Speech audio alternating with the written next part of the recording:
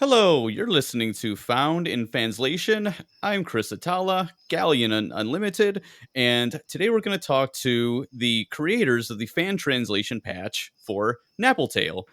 Yeah, one of the coolest things about getting more into fan translations, just as a fan, but also like trying to learn, and do some small part of the scene now, is that I used to think like, oh, I know everything about video games. I had a Saturn. No one knows about Dragon Force. Like, what a badass.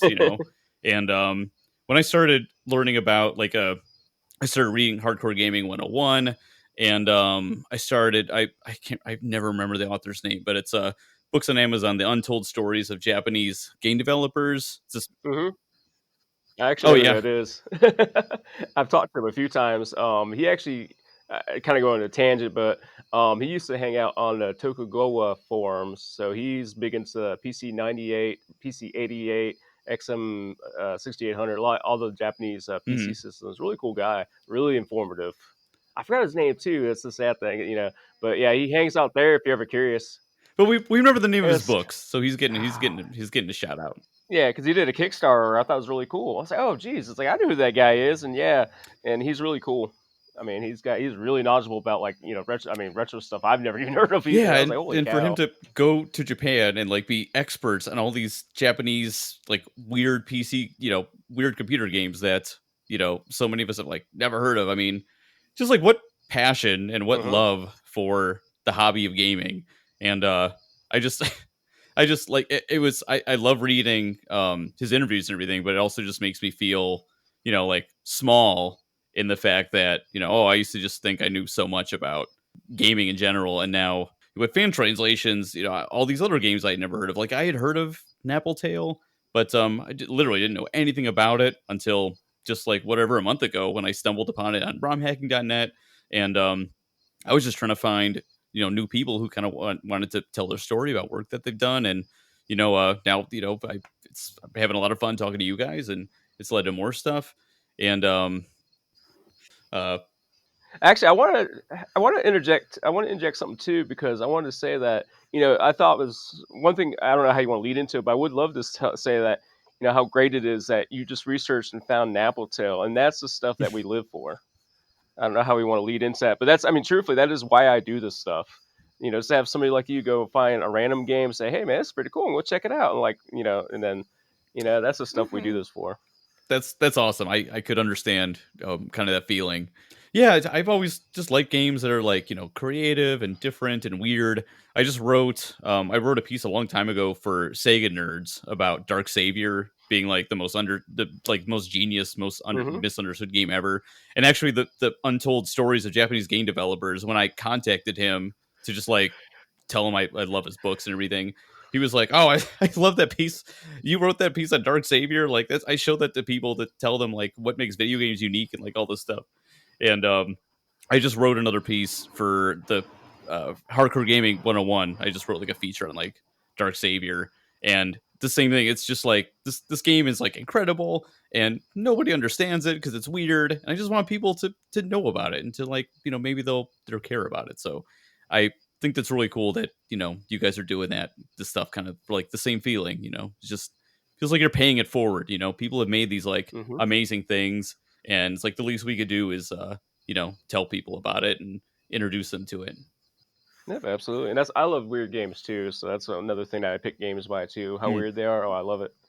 So because that's the stuff that you don't really get to see a whole lot of because I mean I love playing normal anime games and stuff like that. But it's always the same protagonist. Either he lost his memory, he's a son of somebody. However it goes. But I always love the weird stuff. Like Linda's a good example. You're capturing animals and all that, and then you watch some of those cutscenes. You're like, what the world?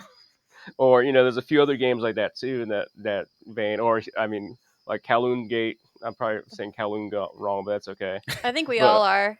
but I always pronounce it Kowloon's Gate. But just like that, like with what you were showing me, Cargodin for Kowloon's Gate, that game just looks crazy, and that's the stuff I love because it's like, that's just the weird stuff that I like getting people to see that kind of non-mainstream. Like, hey, look at this. True, that's kind of one of those. Was it like a hipster? I guess like, yeah, I know about this. You don't know about this. So, but I think that's kind of neat though to show off that kind of stuff because it's like you got all this crazy stuff out there that you never get to see. Because Japan, I ain't gonna lie, they have some weird ideas, and that's actually why I love anime too. Because I got disinterested in this regular superheroes. Hopefully, nobody will get mad at me for that. But I mean, I don't get me wrong, I do like Spider-Man, Batman, all that. But when you go to anime, you get the crazy stuff. That it just you watch some of these shows like, what the hell were you Yeah, smoking? Or taking at the time. I don't look very hard, through indie games. I just feel like there's so much stuff now that, like, guiltily, I know there's a lot of games I probably like and I should support, but for me, I just don't get the feeling of like all the money and resources that went into, like, basically, like, for the time, AAA resources going into like these weird random games with like such weird ideas.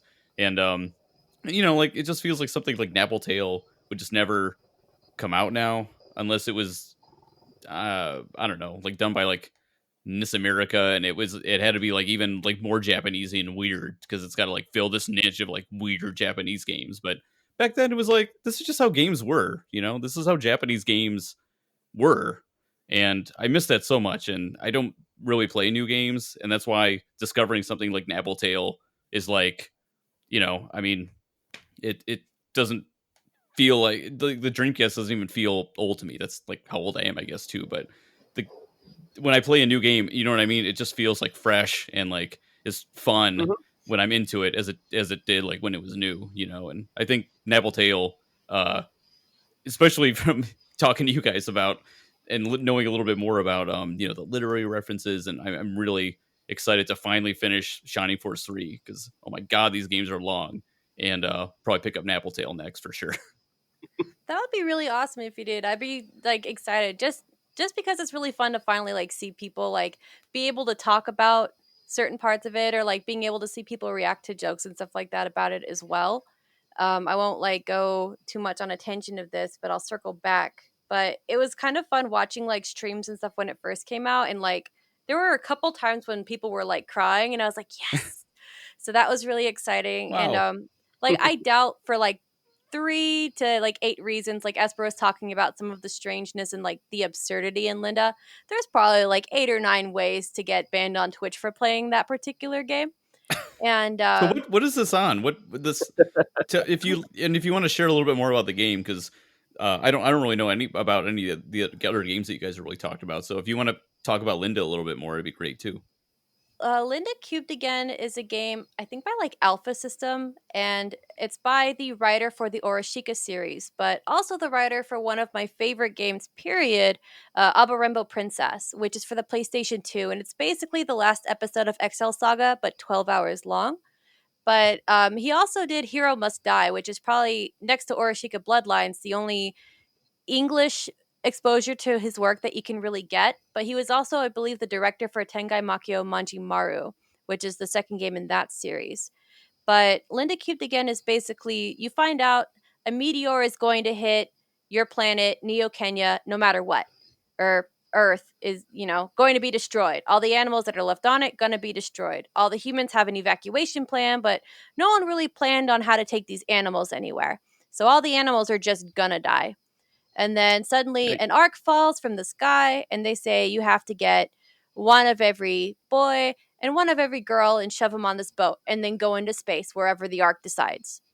So you and your cute girlfriend Linda go ahead and take on that task. But there's 3 different scenarios or storylines, like, the heavens feel, the unlimited blade works, that sort of thing. And they're all different. And the relationships between the characters and just some of the lore will change between the 3 of them. And so it's all just 3 overlapping stories. So, cool, but it's really worthwhile. You really got to play it, and you got to play like each of the routes and stuff to really appreciate it, because Masada is a really gifted script writer. He has some of the sneakiest foreshadowing. Like, what is a joke now will get thrown back at you later. And then you're like, no, I'm so sad now. I don't want to do this. And it's just incredibly sneaky. And that carries over into all of his writing. And so if we could someday do Abarimo Princess, I would like stab people in the street to get that game out. But when people get to play Linda, it's the one we get asked about the most, I think probably mutually. but we're very close. So it's just about kind of rewriting some text and making the menus fit. Because squirrel is 9 characters in English. Well, you have 2 characters in the menu to fit it in. So have fun. So it's Mm-hmm. very cute. Always fun. Like, are you guys aiming for end of year for that, or like next summer? I mean, obviously, I know we don't have hard deadlines because we're all doing this for fun, but I'm just curious. So Yeah, as yeah. for Eventually. Christmas, this is I'm running that tight leash. Stop playing Eventually. Death End Request. So, so No. stop. You Wait, I were on switched the over to last route. Island. No more Haha. excuses. So, but I no, like know. we're just kind of focusing on not even just one project at a time. I'll usually kind of message him like, Esper, this, and then 2 hours later, Esper, this instead. Do this, So I'm probably really, really not helping that situation at all. But squirrel, two Squirrel. characters, Esper, get on it. So, but That's no, amazing that you guys have had such a a long working relationship. Just doing this stuff for fun and like you know obviously you have a comfort and trust with each other, and that's just like really cool. There's some other ROM hackers that I've kind of come across, and pretty much everyone is like pretty cool, but there have been a couple people who are very within themselves, that they put some stuff out there, but I've asked them, like, how do you deal with like feedback? Because I'm very like poor with that. I want to learn so I can like get my project better, and he's they've just been like, oh well, I don't like listen, I don't like listen to feedback basically, and I feel like it's someone telling me that I didn't do a good enough job, and they're very much like a lone wolf kind of, and I wanted to work with them on a couple projects, and they helped me a little bit at the beginning, and they kind of like have shied away.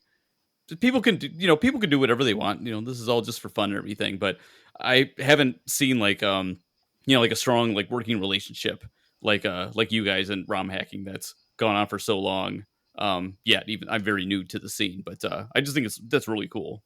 well, I'm like really happy that it comes off that way. I hope that Esper feels the same way. Like I think part of it is like I don't really feel like I'm working very much. I hope that I give Esper a similar vibe, because like, like, hey, would you be down with looking at this and stuff like that, and Esper like, oh, would you be down at looking at this, and I'm like, I've never heard of this and the art's ugly. Okay, I'll look at it.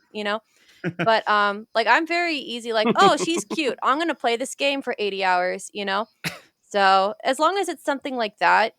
But I don't think that um I've actually been brave enough to go and like talk to a lot of other people and collaborate. But as soon as I kind of feel like they're not really going to meet me halfway on something, whether it is like, I'd be like pointing out, like this isn't what this script is, or this isn't the format that this, or this isn't what this section is ripped at all, and they're telling me, oh no, this script is this is the items. I'm like, these are not items. I promise you, these are not items. That's like the one thing I can read, and they're not items.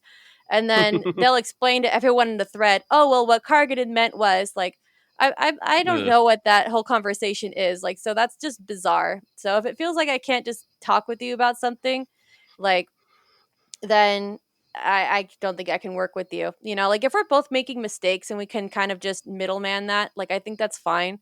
Like Raleigh, he did a lot of the images in the cards because all the cards had to be done manually as well for Napple Tale. They had to be clean, they had to be edited for the text. And I left a typo in one. I think I misspelled the name Taylor, and he runs the pump shed in Nappletown. And so I was like, "Hey, I left a typo. Can you fix this one card for me?" He said, "Sure." He sends it back, and he fixed that typo, but then he also changed the word pump to pomp, like POMP. And I'm like, Mm. there's a new typo." And so I had to double check that I didn't put 2 typos in it. No, it's like, "Oh, it says pomp now." He's like, "Yeah, that's how you spell pump. That's Dutch." And I was like, "Oh, because, he's not from the US, so we spell the word pump differently, even if we probably pronounce it similar, you know? Oh. So, like, I was like, oh, that's actually really interesting, and it was kind of fun playing, like, and hearing his feedback and stuff too, because he would catch some of the, like, references and stuff like that I had used. Because, for, like, Nappletail, one of the points is the languages and stuff. So, because it was going to be kind of like bad to just focus on Japanese to English puns on things, like I went ahead and added like some Spanish puns, and I added some like Dutch puns and stuff like that for some of the Paffet names, and he caught a bunch of them and he's like, "Oh, I thought this was really cute that this is this instead." Wow. So, like, there's a giant carrot, and its name is Wardle Puff, and like Wardle for carrot, Puff for the chimney bit. So, things like that, and you'll probably catch some of that. And so, that was just kind of some of the colorful flavor that I was adding back into the game. So, but he had like fun catching that, and like I think that you'll get later on that that's kind of one of the fun things about Napple Tale, and they make a story point out of that. Yeah, man, that's pretty amazing how international that you got. Like that's kind of been fun for me too. Like, oh, this person's from China, and like there's apparently a really big Chinese like Dreamcast scene. So like Oh, he had really? to refer to some of his Chinese friends and stuff, and to help kind of figure out certain plugins or something for Napple Tale as well. And they helped out with like the images and stuff as well, at least on Raleigh's end. So that's something I always really like. But for Napple Tale especially, I thought it was really insightful. And even on like the localization front, uh, I'm sitting on a script for Tengai Makyo Apocalypse 4. And that's a game that has some really interesting takes on like Native American characters and stuff. I'm not really going to call it respectful at all. I'm not even going to pretend it is for 2 seconds, right? And in the original Saturn version of the game, they actually straight up used the I word. In the PSP port, which never came out here and had no plans of coming out here, they actually changed it to the Red Tribe. And you're like, this is even worse. Yay. If I don't know what's worse, right? And then an Indonesian player who is actually a really big fan of the franchise and stuff. I was chatting about this a little bit on ROM hacking with him. And he's like, oh, like, it's kind of funny. Like, that's not even correct either. I'm like, yeah, as far as being respectful. He's like, yeah, well, that's what they call like hillbillies. I'm like, oh no, that's redneck. That's redneck. So, and that conversation always kind of stood out with Yep. me, just it's kind of fun to see how that certain stuff carries over for people who really try and keep their finger on the pulse of this stuff internationally as best they can. So, and like when I'm localizing things, it's kind of one of those things that made it like, okay, I better not use strictly American memes and jokes about stuff. I don't really go in adding memes and jokes about stuff, but it's like, what is a popular Italian meme for something like this? Or what is an Italian pun I could kind of look at and add more of that language to characters? Because even in like colloquial English, we say like que sera sera. And Hmm. that's not really something that you see in like English localizations of games, even officially. So it's always kind of interesting to see just localization stick on such a Japanese English binary to the point that it stops sounding like natural English. And that's probably like when you have two British characters using san together in a localization, it's like that's kind of odd, or like Chinese character names being translated based on the Japanese pronunciation and not how the name has been localized into English forever. And that's something that still happens in Shaman King, like, Byron is how it would be written in like Japanese. And there are probably certain Chinese localizations of things that actually write them that way. But on like any like straight up English American map, it might be Bailong instead, like Bailong Bridge. And so that's kind of been something that's been on my mind because Shaman King is coming out again and because I'm looking at Kowloon's Gate. And I've had to do this for like 400 dictionary entries before really getting into the game. Yeah, it's fun to talk to you guys about this stuff too. I mean, I am interested in pretty much everyone's project who especially doing Sega stuff chiefly. Is kind of who I want to talk to first, or Metal Gear is my kind of go to outside of Sega for in terms of what I want to do with the podcast and everything. But it's a lot of fun to talk to people who kind of more share kind of my view on localizations and versus translations and things like that. Because and again, like everyone is welcome to their preference and everything. But I've had a couple Fantasy Star people be like, well, this is you rewrote this sentence and it's not what it says. And some people want like the very most literal Japanese wording to some of these things. And Hmm. I just kind of approached it in a vacuum as like I just want these characters to speak as you would hear a sentence in real life. No one would ever say like you better put Yeah. your heart into it, like your grizzled 28-year-old mentor. It's like she'd say like don't screw it up, like jokingly or something like that. Just like from from like knowing the character and everything. So um, yeah, I got a pretty good feel from the localization that I feel kind of like kindred spirit with you guys about the writing style and stuff like that, and how you want this to read to an English speaker. And Kind of to add to what you're talking about, by the way, I mean, how people, the translation. I mean, you can look back at Lunar. Lunar was definitely not translated, accurately. I mean, also, Final Fantasy VII was not translated accurately, nor was Chrono Trigger, nor was Secret of Mana, nor was, Final Fantasy VI or, 3 here. So it's always interesting to talk about the difference between localization versus translation. Because a lot of the games that we love, they were localized, they were not translated. And, depending on how you feel about it, some people it kind really of don't makes like me that. laugh a little bit because I'm just more of like, you know, who cares if this reads well and it communicates what I'm guessing is the general spirit of this character. It's emotional and it's like it makes you happy and it like I don't know. It's just not a big deal to me. Like Yeah, and if sometimes that's just somebody changed a hard. sentence or I made because people seem to get so mad about like the working design stuff. I made sure that I didn't put like any pop culture references, even though I really like the working design style. But you may just like if they make a Tootsie Pop joke, like it's funny. Like I don't care, I think when stars align, like it can really make Yeah. something like that pop. So, but I kind of understand like half and half of that, you know? Like I've told Sure. Esper before that I like to write like song lyrics and stuff like that. Like the lyrics for Napple Tale and the opening song and the ending songs are like I had so much fun and a lot of stress working on those, but first and foremost, it was like if I fail to translate the fact that it's a song, it really doesn't matter what words are in there. But for something like Napple Tale, it's like I didn't have wiggle room because the words and the references are there for a reason. And in certain Ah, visual novels and stuff like that, you know, like Fate Stay Night is kind of notorious for this on the Japanese front because it has a very specific use of like metaphor and synonym and stuff. And that kind of goes down to the kanji and where the kanji can even just be placed in a sentence or something like that, you know? And like people kind of bring up the localization for Project X Zone for being really, really smart, but also being really, really adherent to some of the jokes and the wordplay and stuff like that as it was presented in the original. And they managed to flex with that and make that really shine. You know, Chrono Cross managed to pull a lot of, I guess, working design tricks of its own, and they added in their own kind of like writing styles to kind of maintain the character's individuality, but they also added in Hmm. extra lore the same way that like Final Fantasy VII and stuff would do before like the international versions came out, you know? And that's kind of like one thing that I always liked about working designs was like the added ocarina scene and stuff like that that gets kind of added in later. It's kind of mm, something that the Western fan base is like, this is like iconic, you know? But it was also just totally kind of made up. And sometimes that can kind of happen to a point where it insults the game a little bit. Not necessarily in Lunar's case with that, kind of tweaking difficulty and stuff like that, which Working Designs was also kind of known for to the point that it would break the game, you know? Hmm. oh, But Exile 2 is broken, but I mean, Pop Film Mail's hard. I don't know.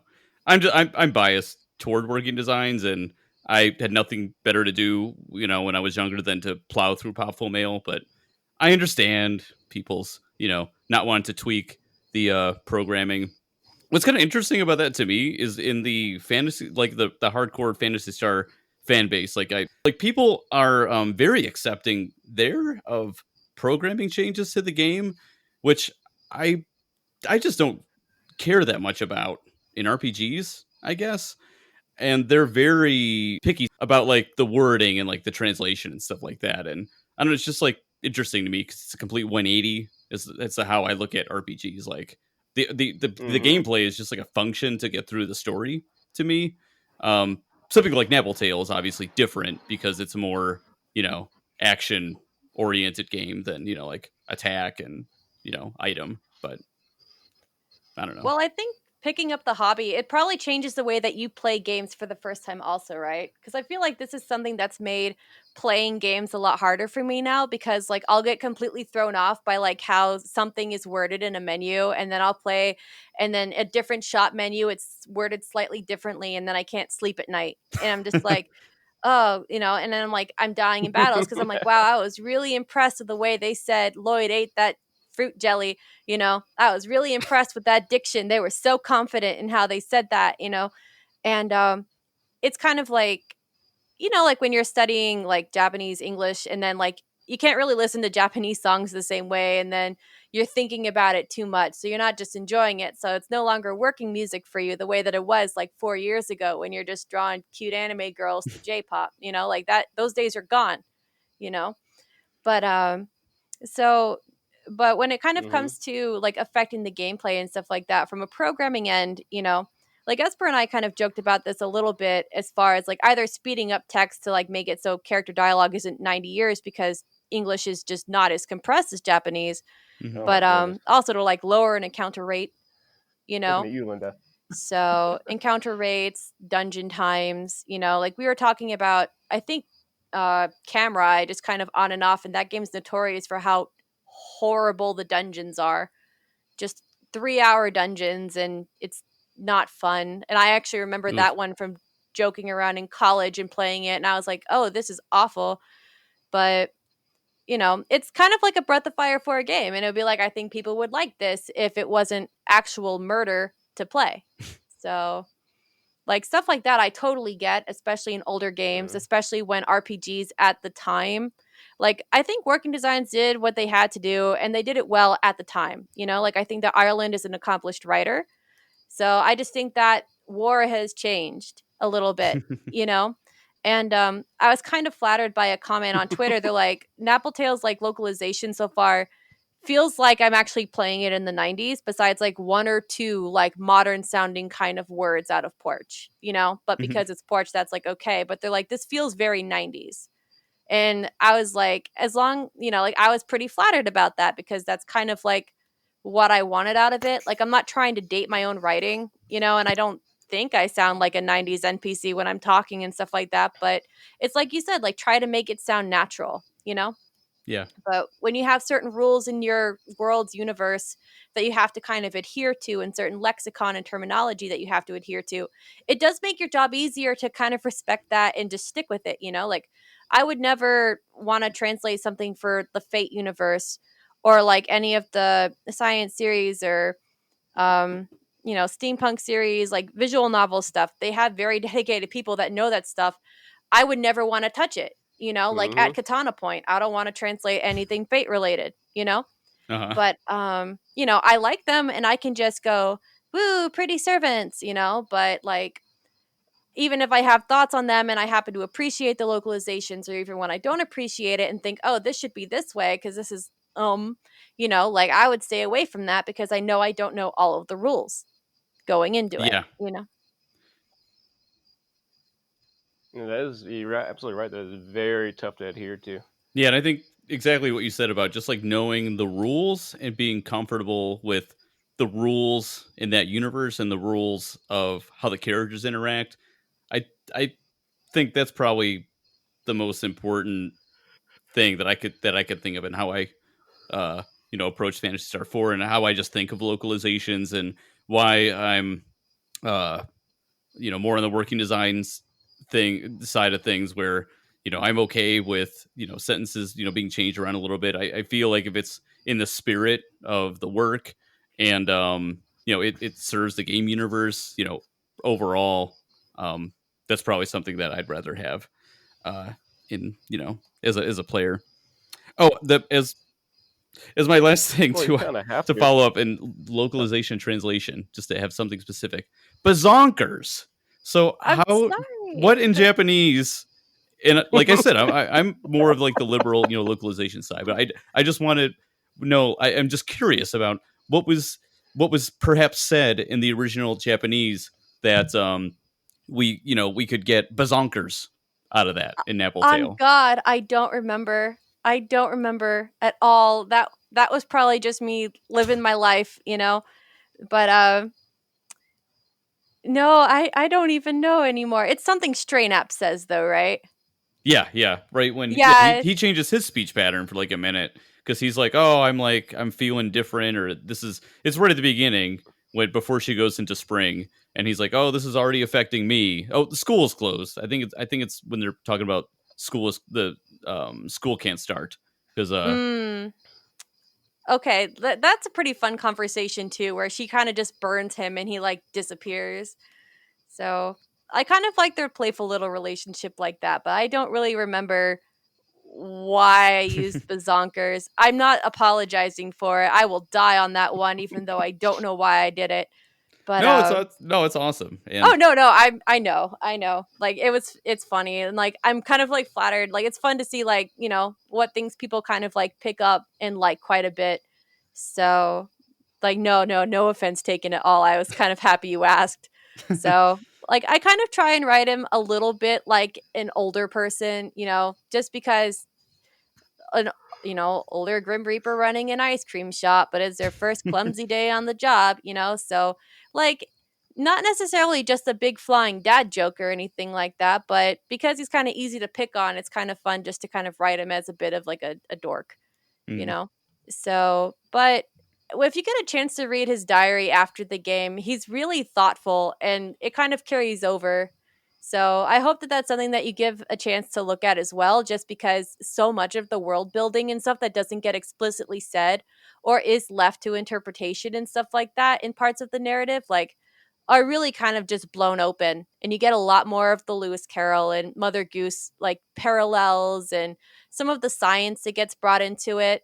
So, like, he's a very smart character, but, it's kind of just, he keeps a lot of it to himself and reflects on things and likes to stew on things. oh, and, So, and actually, I know we're kind of going a little bit long here, but that reminded me of a question that I had, because in with Phantasy Star 4, basically like a new piece of information just came out in a fan translated like a cosplay like interview magazine thing that only came out like 3 years ago. But basically, it gives the first half of the game, the main bad guy. It explains like what the hell his problem was and where he came from and his relationship to another character. And to me, it's like it really it means a lot to like the overall story. So in my patch, I actually threw in like a couple lines. So I basically like rewrote the end of a scene with like a couple lines to add in this new piece of lore that had basically like never been revealed before to the Western audience. So I in the line of more outside of the scope of bazonkers. I was just wondering if because of like all this lore and everything that you included in the extra materials and everything. I was just wondering if there were any scenes in the game where you maybe expanded on the story a little bit, or you felt like this piece of lore was really important, or this piece of foreshadowing really made sense here. So you maybe moved it or maybe like added just like a small piece like here or there to the writing. I try not to do that in Appletail's case just because like it does actually make a point in like the author's statement as well on his site that there are some things that he just deliberately didn't explain. Hmm. They want you to think about things. It's specifically a game that wants you to visit it again and just view something differently. Like what does SN mean? What does MIS mean? Like those are things that are going to be introduced and you're going to have guesses, and they introduce multiple guesses like canonically, and you don't really get to benefit on a solid answer. And that's probably part of like the Alice in Wonderland roots that the story also takes on. So it's kind of just like a deliberate point that you're not going to understand everything in the game. So there's not really a lot to interject, and there really wasn't a lot of outside material besides like the website, which we translated alongside.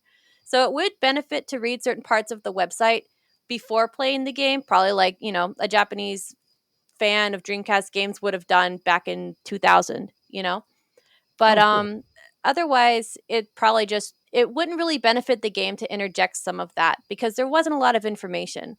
Linda Cubed again, Shoji Masuda does like, I don't know, he does like new interviews for every single book that comes out.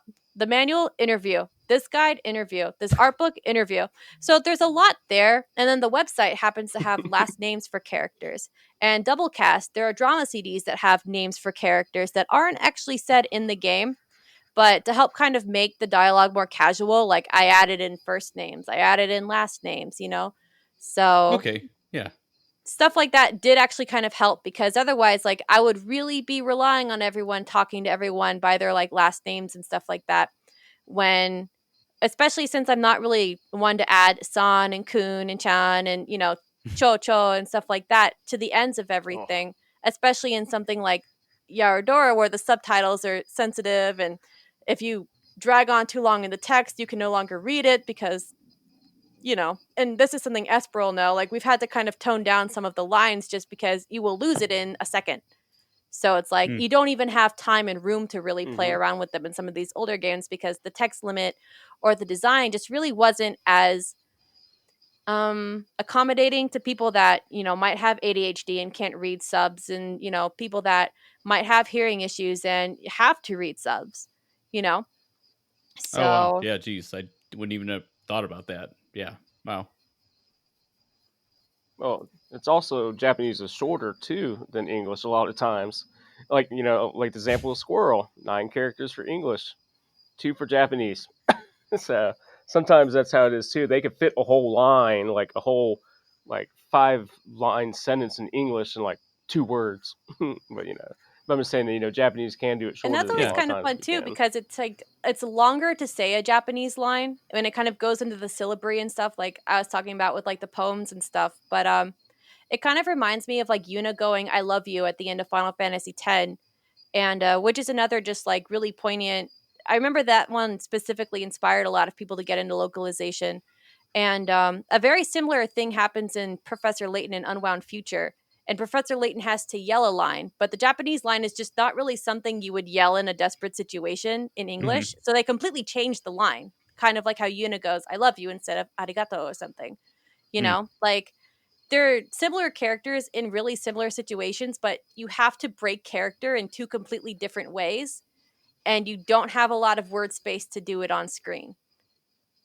Yeah, and I yeah, oh, I meant to ask you guys more about like the how you did the subtitles.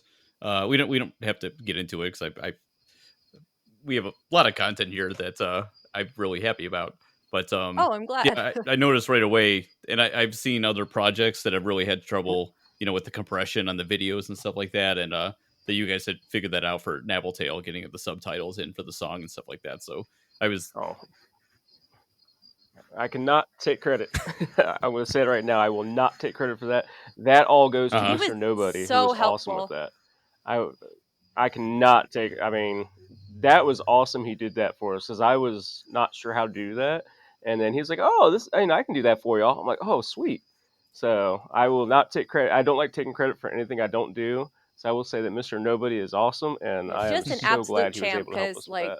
as you play through the game, you'll find like way more than just a beginning and an end song. It's like the game is really just a huge just art piece, and it really took a lot in Japan to make and put together, I'm sure. And then it took a lot from like the English side, and just we had to talk to a lot of people and get a lot of insight, just from all different corners and stuff, and just help really bring it, so people could play it and enjoy it. wow, yeah, no, well, geez, yeah, Hmm. I just was like, oh, a Dreamcast game got fan translated, and I've heard of it, so like this sounds really interesting, and now I'm just so much more excited to like play through the game and kind of uh pay attention with a more watchful eye than I might have, at least at the beginning, before I kind of realized the symbolism and things like that. So yeah, even just for me personally, this is really cool that you guys would take the time to yeah, tell me about the project, and yeah, we could talk about the writing, and yeah, just it's so cool, and I hope people maybe learned a little bit about the programming, because that stuff is very mysterious to me, so something I would be interested in if I was just a casual fan, I guess. Yeah, so thank you guys so much for being able to take so much time with me, and yeah, I mean, I feel like we have a lot of stuff to talk about again. I would love to just even talk about your Moon project. I started playing it on Switch and was it kind of like similar to, I think, how you guys look at like Napple Tale and how I hope to experience that. It feels like, yeah, this is a game from the 90s, but this is the reason why I love video games, and I don't get to play games like this anymore because I feel like they just don't come out. So yeah, I'd love to talk about that. I'm sure there's Hmm. a lot of stuff we can talk about when you're maybe when your next project comes out. We can revisit Esper. it to hype it a little bit. Well, I mean, we could schedule for That like a sounds safe. year from now, Yeah. 2 years from now, But no, absolutely. I mean, hey, anytime you want to get together, I'm game. I mean, it's fun. Like I said, I love teaching people about this. I love talking about it because, as you can tell, I've been doing this for a very long time. So I really do enjoy it. Yes, I do get lazy and don't always work on it, but I really do enjoy it. So, and working with Cargodin is great. I mean, like I said, we've been doing this together for a while. So, and actually, one thing I want to kind of point out that we could probably include is it's interesting too that our dynamic can be very different from other people's. So one thing that I like to do is not interfere in the writing process because I don't write. I am not good at editing. I'm not good at any of that. So for me, I like to take a very hands-off approach with that. Because I know Cargo Mhm. does a great job, so I don't have to worry about it.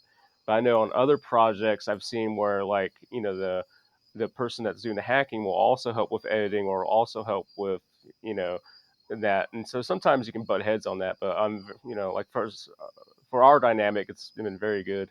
Like I said, I've always been very hands off. I like, I'll stick with the programming. I ain't gonna touch anything else, and of course, I always like to make everything easy for people too, because as Cargo would say, I'll redo it a couple times, which I don't mind, because my thing is, for me, the hacking part is easy. So, like I said, I mean, that's why I love teaching people, because it's very logical, a lot of it. So, but to me, translation is a black box. So I always like to make it easier for other people to do that part, because as you can tell, it takes a long while to do this. Like I think Wow. Napple, what, 6, 7 years. Um, I mean, but that's how it goes, because a lot of people want these things to come out instantaneously, but it can't, because as you can see, we always run into stuff like subtitling movies. I wouldn't have known how to do that, so I'm really glad Mr. Nobody helped us out on that. And then some of the other things that we ran into. It's just, but it's all done in our free time, so that's why like I said, if you want to do an interview, we can definitely do one anytime. But yeah, if you want to Well, wait for our next project, that might be a while. Although Yarudora Doublecast, the first game in the series, will hopefully be, knock on wood, soonish, because I'm still trying to find a bug. I'm finally getting unlazy and looking at the bug, because I kind of got sidetracked and got hooked on playing video games. And I'm bad, but hopefully I can track that down. And then after that, I think we might maybe do some more editing or testing, whatever. But heck, if you want to try it out too, it's a visual novel to play on the PSP. So might if it could be a good introduction to visual novels, maybe. I'm not sure though. No, That yeah, might be I've a little bit always going like I'm deep sure that end, is a but rabbit hole that yeah, I could I've not gotten too into, but I mean I love like Snatcher. I love some of those like other Sega CD games, in that style. yeah, And yeah, absolutely. that's another world that I just don't know anything about, like all these translated for visual novels, and I would find that a lot more engaging than most of the games that come out now, honestly, because I love that I just love the art style, like that Japanese art style. Even if I don't know a lot about anime, I just like the art style and just their storytelling. It's a different worldview, and Yeah. like you said before, they approach things just differently than we do, and it's interesting. Yep. I agree absolutely. That's why I love doing this. Like finding those niche games Yeah, I and doing well, this agree. thing. yeah. Oh, card, go ahead. No, no, no, no. You're good. You're good. So I was just gonna like second what Esper was saying. Yeah, well, along those lines, you guys have any final thoughts, or we talked about some of the projects that you have coming up, but yeah, do you have any thoughts to share on Napple Tale to kind of close it off here for people? I've said a lot on Appletail already, but I'm really always looking forward to hearing people like play it and for the first time, because it is really thought provoking. At least for me, but I also spent like 6 years staring at the script, So I have a broken spirit with this game, but I'm always really excited to hear people talk about it and just kind of get to celebrate it, because it is really pretty art. It is really pretty music. It is really like thoughtful characters. It's just charming, and so get Esper to play it too. Pacha. I know. Yes, I'll admit, everybody who will listen to this, yes, So I have not no, played it. it's all good. Like honestly, I'm like you horrible, spend so much time but like accommodating and babysitting me with stuff anyways. Like I'm not going to get on you and you're like, "Hey, go do this." Like I think that we work well because it's like we have other stuff to do and we respect that, you know? Yeah, we're in no rush. I mean, you can't be with this. I mean, and that's actually a lot of things I think that burn people out. Is that like as I point out before, like I know some of the other games that people work on, they people want that those games done now, and I'm not gonna. I could, but I won't name names of people who have ran into that. No, I mean not in a bad way. What I mean is like I know somebody who's a ROM hacker, and I know Cargodin who's going to know exactly who I'm talking about. But like that guy, I mean, he just got so many people bugging him Yeah, for a certain game. He just got tired of it, and that's what a lot of people got to realize that we have real lives. This isn't what we do day in and day out. I mean, even for me, I don't. Most time I got is nighttime to work on this stuff, but I love doing it. Don't get me wrong, and but I don't do it all the time because I will burn out, and I do sometimes. I'll go months. I mean, Cargo knows I'll go months without doing anything just because I get so lazy. It's like, oh man, because you just go at it so hot and heavy. It's just so hard. But that's one thing I want to probably add to the end of this, I guess, maybe if you don't mind, that sure. people really need to realize that for the stuff that we do, that we're human too, and that it takes time to do this. So please don't be mad at us. But we do this for the love of doing this, and that we do this for other people that hopefully will love it too. And I'm very lucky in that. Well, I should say not lucky, but I like to lurk, so a lot of people don't know who I am, which I'm quite fine with.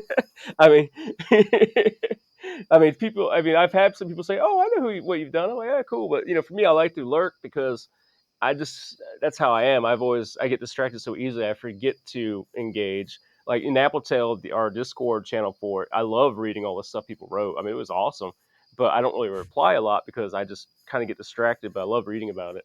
But I really that's why I'm glad that I don't get as much fan hate mail. So that's like my thing to people is like that we talk about all this, and hopefully when they listen to it, they realize how much work goes into it. That hopefully people realize that hey, we're people too, so please bear with us. We do this for the love of it. I like that, keeping it, as a hobby, like you were talking about before. I think it keeps it fresh, and it's something you can circle back to, and not feeling that pressure and doing it because you really want to do it, and not because I'm gonna get like more angry, DMs. I think is makes a lot of sense, and I personally think that's the way to go. So, Car, I cut you. Go ahead. No, you're totally good, and, like, honestly, I agree with that too. Fortunately, I've had the honor of, like, not having to get angry emails and stuff or, like, hate mail and stuff. The only, like, negative experience I've had where people just kind of, like, going, "Oh, you're not the one for this project. I'd rather do it." It's like, that's fine, like, less work for me, Yeah, Hmm. But I think also a lot of people think I'm a guy online, so unless you look at my Twitter and see how, like, girly it is, and even though I translate, like, Napple, everyone's like, "Oh, Cargodin's a cool dude." I was like, "Yes, I don't have to deal with, like, half as much of the flack that someone, like, with, like, a feminine name or something has to do at all?" So, like, I yeah. really don't get really negative responses and stuff. But at the same time, I do kind of creep in and just like try and steal like probably prominent projects or like white whale projects. Like Nappletail was one for a while, but like if someone actually did get on me about that, I'd have to kind of look at them and be like, "You had 20 years, dude." And like if someone's upset that I have Linda, like you had 20 years, like I don't know what to say about that. So it's like all I can really do is kind of like do my best and stuff. But like I said, like I'm kind of just learning about the game along with. Like I'm not going to just pick up a game and then just be like a freaking master at it. Like I have to do a lot of research to it to even understand basic concepts and stuff. Like a lot of the feng shui concepts and stuff in like Howling's Gate are inferred.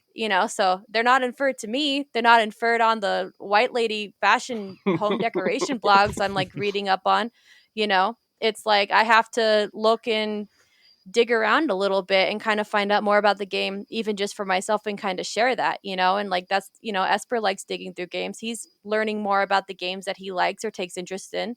And he's just kind of sharing that with people. And like he shared Nappletail with me. Like I was like, I have no background except for really bad lyrics and really, really bad takes at Metal Gun Saga, and I can't read anything. And like in hindsight, like by all rights, I probably had no rhyme or reason or like right to really go into Nappletail at that point. I'll admit that first. But Esper took a chance on me, and like I think that I'm always really grateful to that, like Napple Tail probably hit at a point in my life where it was like, I felt otherwise, but then like he took a chance and we just kind of built like this hobby and stuff, like because he did that, like I was able to grow in this. I was able to kind of grow in how I like read and write and like change the way that I like play games and stuff. And I'm forgetful and I just want to pinball and look at other pretty pictures instead, like and you've probably seen this with like your projects and stuff. You'll get tripped up on one line and it will throw you off for the whole night. And you're like, how am I supposed to localize, you know, fruit jelly and then like you can't touch the game for a week, you know? And it's like my life is over, because I don't know how to translate fruit jelly, in a way that works. But so I get kind of forgetful or I get kind of put off too, like or it's like I can't think about this game for a little bit, like sometimes like a negative memory kind of comes up or whatever. You're like I got to walk away from this for a little bit. So like honestly, even whenever I'm nagging Esper, I have to write a to-do list and so like I literally plan it a week in advance when I'm like going to remind. So it's like I'm on the same boat. Like I'm not just like constantly thinking about it. I'm gonna goof off and like look at Shaman King stuff, or I'm gonna goof off and look at cute dog videos or whatever. Hmm. Like I follow Anteater Twitter. That could be my whole night is just cute anteaters. I'm not thinking about Linda like that.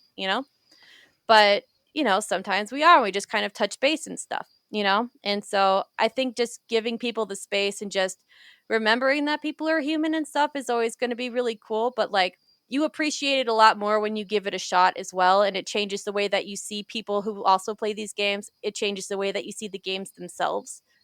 So, Yeah, Hmm. definitely. like, it's always really an honor to meet someone new and just be able to like scratch backs and stuff. Like, I didn't really play Yaradora double cast before. Like I think I'd seen one cute picture of Maria from Sampagita and I was like, I love her. And that just kind of scrolled on.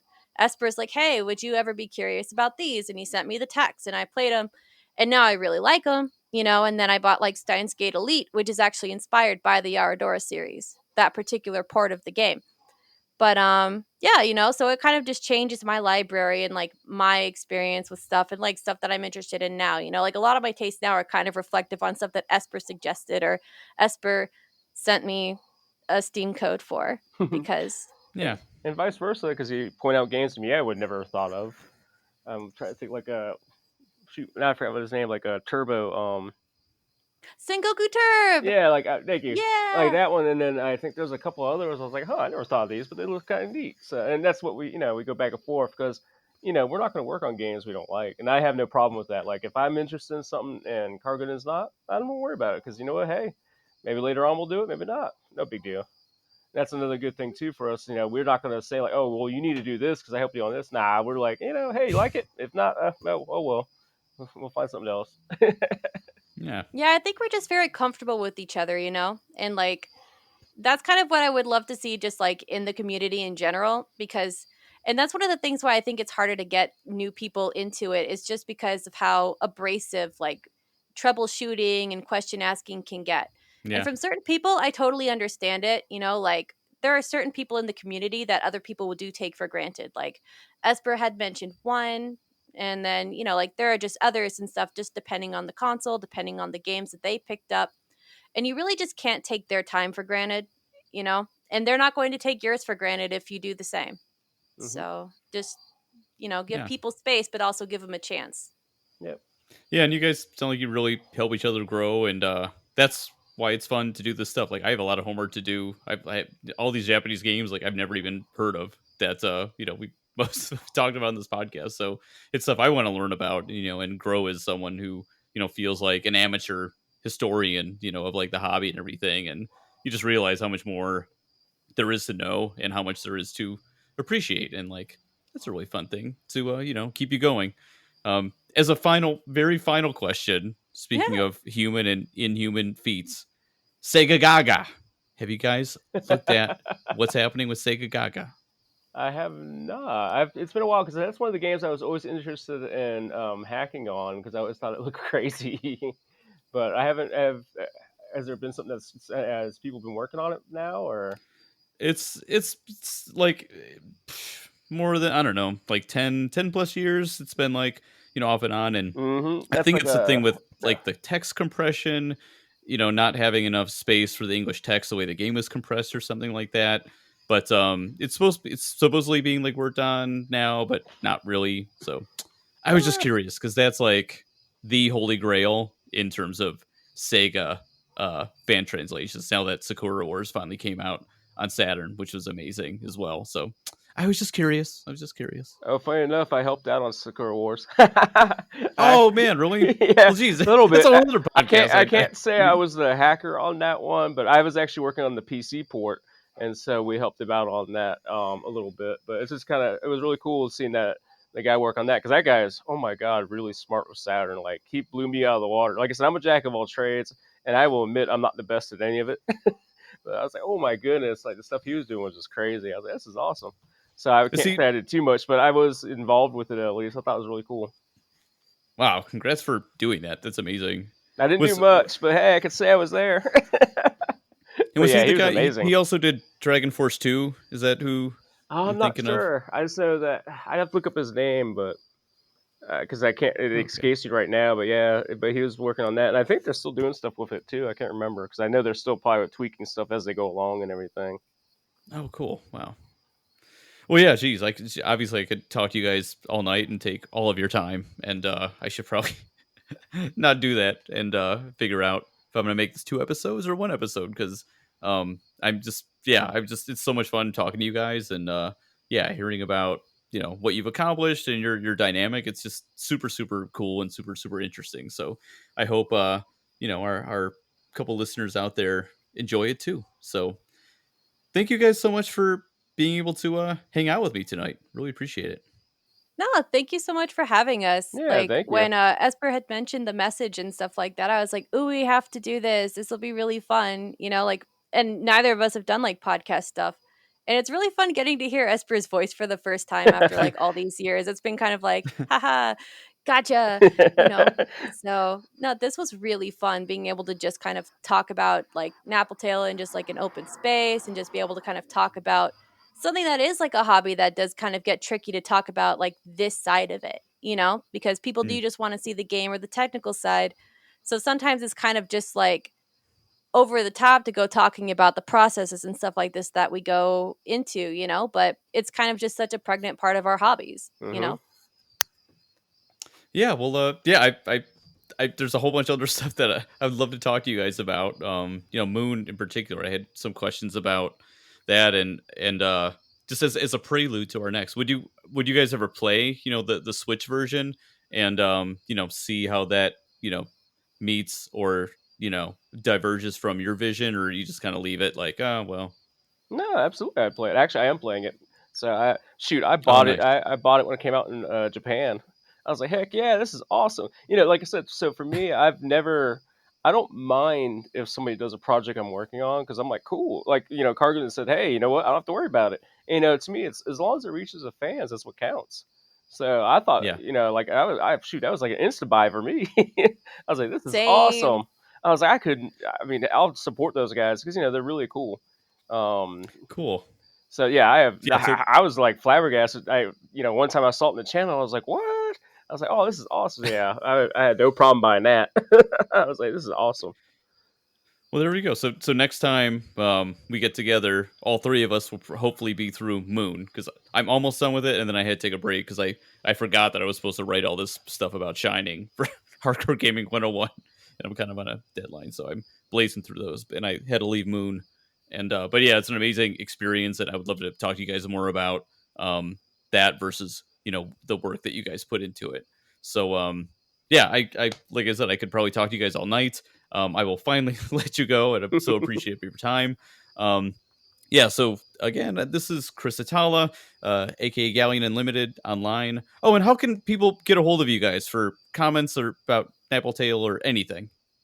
That was a good I'm question. available. Oh, Oh, go ahead. uh, I'm just always on Twitter. Like I have a romhacking.net profile. I don't really go on there very much, but Twitter, Discord, my blog. It's a terrible blog. Don't read it, but you can comment there and we can always chat. Yeah, So, but Cargodin for all of them. Hmm. Yep, Okay. just use Cargodin as Twitter. Nah, so I have Twitter too, although I'm kind of horrible. I don't really post much on Twitter because, like I said, I'm a lurker. So I kind of just lurk on Twitter. But yeah, like the same thing. Feel free to DM me on there. Same thing with rumhacking.net. I don't really. That's actually a funny thing for me too. I don't really check it that much either. So I just happened to see your message. I was like, oh, so that was kind of like a random thing. I was like, hey, this is pretty cool. So it was Yeah. actually kind of funny because I usually don't log in. I just happened to be heading to forums. I can't remember why, but yeah, Twitter for me, Discord as well. Although I'm not sure how to find people on Discord. I'm not very great at using it, but Twitter works, and we could always switch over to Discord if they want to. Like I said, Yeah. and I'm always open, to talking with people if they want, any ideas how to do something or hacking. I mean, I could try to help. So, yep, so that's yeah, same for me. Awesome. Or you can just bug Cargood and then she can redirect you my way too. Me, I'll be like the secretary, like over Yeah. there. So that'll be fun. So Cool. Well, yeah. So, yeah, that's one thing I wanted to make sure we definitely got out there so people can get a hold of you to thank you for your work, or yeah, ask questions or start a dialogue. And yeah, so this is Found in Translation, talking about cool fan translation projects and classic gaming, generally Sega related if we can. And yeah, hope you enjoyed it. Listen to the other ones. We'll see you next time. Take care. Have a good night. Bye bye.